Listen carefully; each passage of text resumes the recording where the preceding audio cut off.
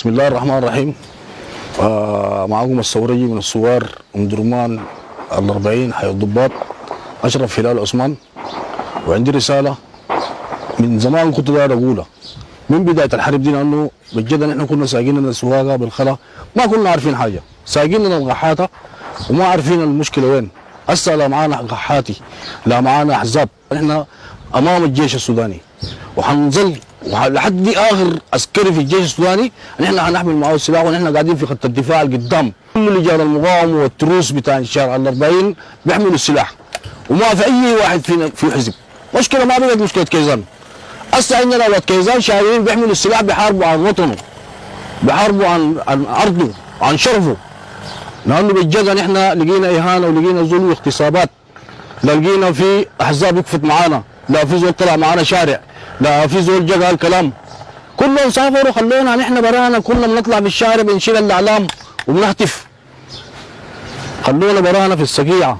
هسه نحن معانا الجيش وفوضنا الجيش، ما في زول حزب ثاني يجينا لانه ما لقيناه هنا. اي زول كان داري يقف في الشعب كان يحمل السلاح عشان احنا بعدين نقول الزول اللي يقف معانا حمل السلاح وهو جدير انه يستلم البلد دي. لكن ثاني ما في زول يجي يقول داير بلد.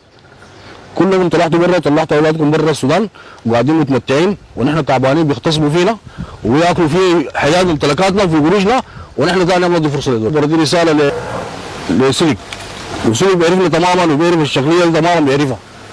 ثاني ما عندي جاي هنا، ما عندي قاعده هنا، وما في زول ثاني يمشي لك بالخلال هنا.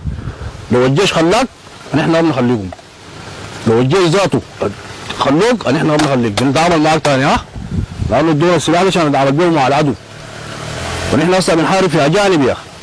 تيجي تجيبوا معانا ولا شنو؟ المفروض تجيبوا معانا، تجيبوا مع الحق، تجيبوا في ممتلكاتنا اللي سرقوها، في بناتنا اللي اغتصبوهم. وين انتم من المشهد ده؟ وين يا ناس؟ تعالوا اهتفوا، جيبوا الاعلام وجيبوا وين المشهد ده؟ المفروض تجيبوا واقفين معانا فيه، تجيبوا معانا فيه ذاك هناك، تجيبوا معانا فيه ده عشان نعرف انكم انتم قلبكم وحياتكم للوطن، انتم ما عندكم حاجه للوطن. مشكله كبيره انهم الاسباب اللي لسه نحن مارين بها دي هم السبب في رقبتهم، ونحن قادرين بنتعامل معاهم ثاني. كيف؟ ثاني يوم الساق تجينا اطلع الشارع، امر من الشارع خش اقفل ما بنقفل ساي، بيفهمنا ده، ونحن ما محزبين. نتكلم مع هذا ما عندنا، ما بنتمي لاي حزب. كانوا يورونا هسه نعمل شنو؟ هسه كانوا يجونا يورونا نعمل شنو؟ نطلع نسواننا اللي اغتصبوهم، بناتنا حياتنا اللي نهبوها، كانوا يكونوا واقفين معانا. على الاقل نعرف انه هو عينه وقلبه وحياته كلها للوطن. هسه ما طلعت للوطن، عرفناه اتنقشت. نحن بنحارب في عدو ما مسنا ولا مننا، وجا الصفات اللي بيعملها ما صفاتنا ولا صفات الجيش ولا صفات الشعب السوداني، دي صفات خارج الصفات السودانيه. ديل يا اخي شنو ما عملوه يا اخي؟ لا يرضي ربنا، لا يرضي الرسول، لا يرضي الشعب السوداني، لا يرضي ما في حاجه ما عملوه، اي شيء عملوه محرم. الناس ديل عملوه، ديل ما ناسنا، ديل ما يشبهونا يا اخي. نحن بنحارب بين الحق والباطل، ما بنحارب في ده كوز ولا ده لا برهان ولا ده فلان، نحن بنحارب في الحق والباطل. في انه دول جونا ميليشيات ما بيشبهونا، يخشوا يمتلكوا السودان ويخشوا بيوتنا واعراضنا واغتصابات ونهب في البيوت، ويطردوك من بيتك يا اخي، من بيتك، ويقول لك اطلع بكره ما نجي نلقاك. ده منو؟ الكيزان بيجوا بيعملوا كده، بيجي يقول لك اطلع من بيتك امرك.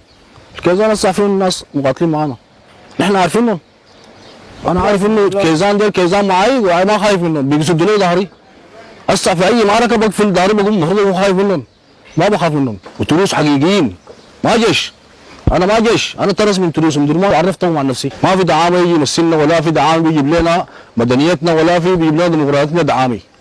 ما في اي بيجيب حق زول يا اخي، بنجيب حقنا برانا، بنجيب حقنا بيدنا. لكن تجي انت تقول داير ديمقراطيه، الديمقراطيه شنو ما اعرفها؟ شنو؟ بيجيبوها كده بالاغتصابات، بيجيبوها بالنهب، ما بتجي بالنهب.